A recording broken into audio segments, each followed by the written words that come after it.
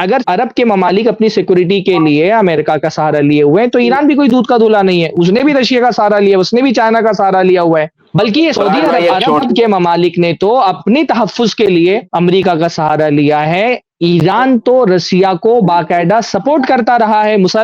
سنی مسلمانوں پر حملہ کرنے کے لیے، اس نے اپنے ایئر بیس فراہم کیے، صرف ایئر بیس فراہم نہیں کیے بلکہ اس کی جو پراکسیز ہیں، آپ حزب اللہ کی اتنی تعریف کر رہے ہیں، حزب اللہ سے لے کر کے حوثی ہوں، چاہے وہ شام میں الگ الگ ایران کے جو فوجی تھے، انہوں نے باقاعدہ 12 لاکھ سنیوں کو قتل کیا، 12 لاکھ سنیوں کو قتل کیا، لیکن اس کے باوجود بھی آپ ایران کے سپورٹر ہیں۔ سعودی عرب نے کتنے سنی مسلمانوں کو قتل کیا؟ نہیں میں ایران کے سپورٹر ایسے نہیں بول رہا ہوں، آپ نے لکھا ہوا ہے ایران سپورٹر، بھائی آپ نے ایران سپورٹر لکھا ہوا ہے، آپ نے ایران سپورٹر لکھا ہوا ہے۔ میں آپ سے پوچھ رہا ہوں کہ جس حکومت نے 12 لاکھ سنیوں کو قتل کیا ہے، آپ اس کا سپورٹ کر رہے ہیں کس کے مقابلے میں؟ بھائی آپ اسرائیل کے مقابلے میں سپورٹ کر رہے ہیں، بات سمجھ میں آ رہی، پر آپ کو اسرائیل سے نہیں، آپ کو پرابلم عرب سے ہے، آپ کو پرابلم عرب سے، آپ یہاں پہ آ کر کے عربوں کی برائی کر رہے ہیں۔ سعودی عرب نے کتنے سنی مسلمانوں کو قتل کیا ہے؟ نہیں میں ایسے نہیں بول رہا ہوں۔ یہ جن ایئر بیسز کی بات کرتے ہیں، ان ایئر بیسز کے ہونے کی ایک بڑی وجہ تو خود ایران ہے بھائی، ایک بڑی وجہ ہے، 2 وجہ ہیں ان میں سے ایک، اور اس وقت سب سے بڑی وجہ،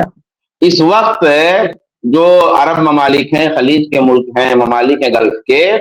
ان میں جو امریکی ایئر بیسز ہیں، اس کی ایک بڑی وجہ خود ایران ہے، یعنی ایران کی سازش، ایران کے خطرے سے بچنے کے لیے وہ ایئر بیسز ہیں۔ تو جب ایران ہی کی وجہ سے وہ ایئر بیسز ہیں تو یہ کیا بات ہوئی کہ ان ایئر بیسز کی وجہ سے جو ہے وہ حملہ کرتا ہے ایران پہ، وہ اسی کی وجہ سے تو ہیں وہ ایئر بیسز۔ اگر ایران کا خطرہ نہ رہے تو شاید وہ ایئر بیسز بہت محدود ہو جائیں یا نہ رہیں یا بہت معمولی رہیں۔ اگر یہ دفاعی معاہدات نہیں ہوتے،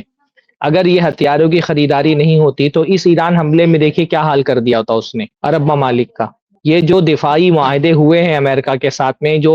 اپنے ملک کی حفاظت کے لیے ان لوگوں نے ہتھیار خریدے ہیں، آج اس کی وجہ سے یہ سیف ہے، یعنی 10-20% اس کے نشانے پر لگے ہیں، جو اس کے ڈرونز اور اس نے بلیسٹک میزائل پھینکے ہیں عرب ملکوں پر۔ آپ سوچیں کہ جتنے میزائل پھینکے گئے تھے، جتنے ڈرون بھیجے گئے تھے، اگر یہ سب کے سب نشانے پر لگتے تو تباہ کر چکے ہوتا ہے عرب ممالک کو ایران۔